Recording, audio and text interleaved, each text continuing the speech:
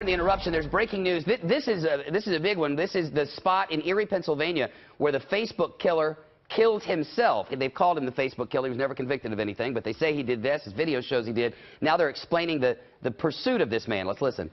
Again, you only have one chance at a scene, so we're certainly not going to rush, and thank God we have the weather in our favor today. So. Did he ever drop his weapon?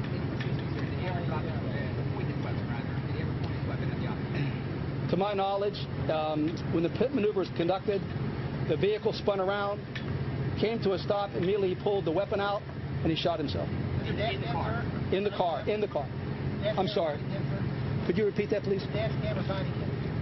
We have MVR videos. I believe there were 3 vehicles involved that should have MVR on it. As a rule, we don't release that, sir, but we do have that. From your standpoint, how relieved are you that this manhunt is now over and the people here can breathe a sigh of relief? Well, clearly, no investigation is 100% complete until the investigation is done. Right now, to the best of my knowledge, and I'll let anybody else jump in here, we don't believe he had any accomplices. Our concern is he was somewhere over the last several days. Whether somebody was harboring him, whether he was under a bridge somewhere, I don't know. I would say if I feel a lot more comfortable now than I did prior to 11 o'clock. But again, whether it's somebody else, we don't know. But I certainly feel that the tension is a lot less now than it was earlier. Captain, would you agree with this? Sir, what message do you have for that concerned citizen who, if not for their actions, we wouldn't be here today? What would you say to that? First of all, thank God. Without the public, we would be nowhere. It's so important to any investigation that the public step in and help us.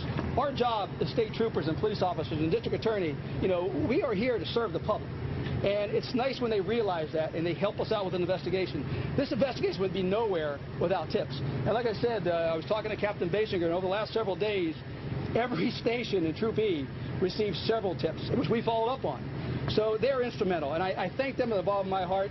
It's nice when you're all on one team and we get that information. So my response is thank you very much. It is appreciated. Sir, will this investigation rest with Pennsylvania State Police Troop E? What will be the relationship with you and the Cleveland authorities and the FBI going forward? Well, again, this is one part of the investigation. Mr. Stevens ended his life here today. We'll be in touch. We already have been in touch with Cleveland. They have their homicide on this end. We have our investigation here. We have a suicide of a person. Plus, we have the pursuit. We do our own investigation. Plus, we're going to try to find out where he was. How many troopers were in pursuit up there? Captain?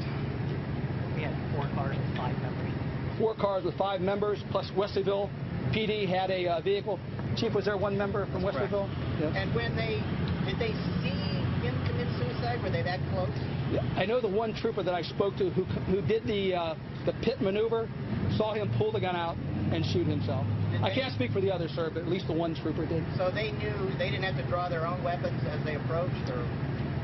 Again, sir, it happened so fast. I don't want to speak. I don't know if they did or not. My guess is they probably did not. However, if they did see him pull his gun and shoot himself, you don't know for sure what the outcome of that was.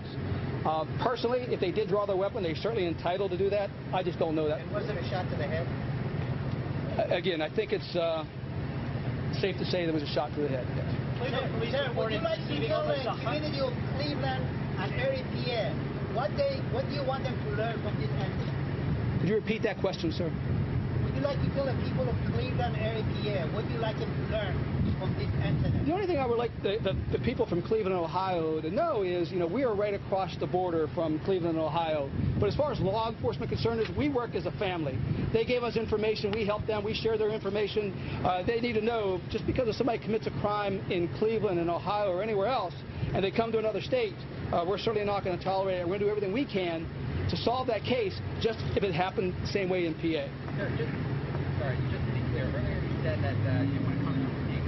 The chief said that there was a ping on Sunday. But what I heard you say is the reason you had stepped up patrol, stepped up investigation here, because that you had believed that the gambler was in the area on that. Sure. What I'm saying is we have no first-hand knowledge of a ping. We, meaning whether BCI or Troop E, we did not do a ping. There's a lot of things out there on social media that weren't confirmed.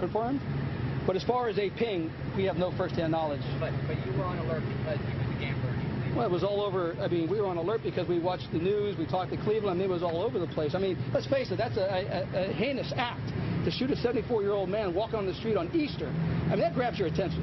And, what we do too is to bring closure to victims like that. And again, that was just a terrible, terrible crime. And so as far as what I said, I do. Ping, we have no direct knowledge. But as far as the gambling and all that, social media, information we did get from Cleveland, that all corroborated that. Sir, one of the next big questions here is where was he at that 48 hours? Obviously, you can't answer that at this point. But using your expertise, how difficult would it be to get that car from Cleveland to here with no one spotting it? How would you go about doing that? A lot of people are saying, how do you get from Cleveland to here with nobody seeing you? What would you say to that? A lot of luck, to be honest with you. I don't know if anybody else wants to chime in, but there are back roads, travel at nighttime. There's a lot of ways to do it. I'm certainly not going to educate future criminals out there, but it happens. It does.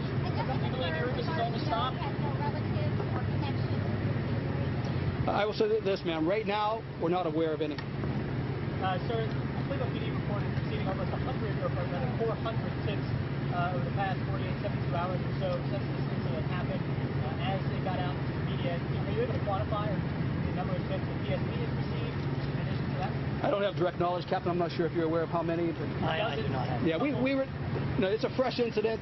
We're getting tips. It was more important for us to make sure they were signed and followed up on. I don't have a number for you right now, but like I said, every station in Troop E received tips. How long do you believe he was in Erie?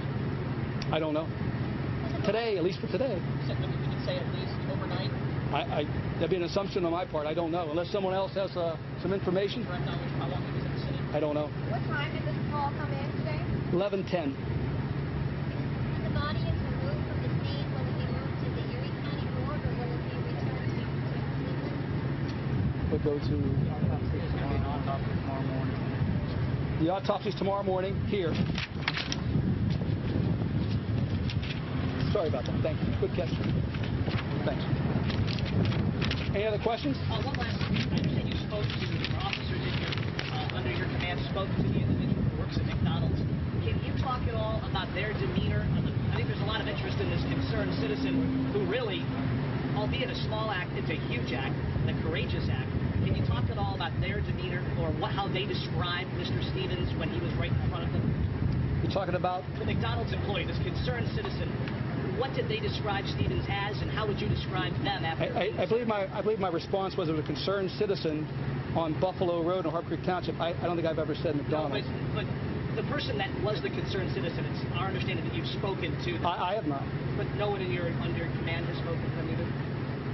They call it that. Okay.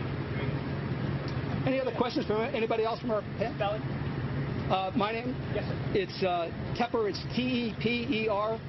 It's Junior. Okay, there you go. So there's the latest news conference. I got to tell you the backstory on this. The police are not giving you everything that we have confirmed, but it's in every single media across the country. And if you haven't heard it yet, you got to hear this. This guy who had just murdered a man, it was Easter Sunday, he walked up to a man and murdered him. He was 74 years old. This is the guy who did it, according to authorities.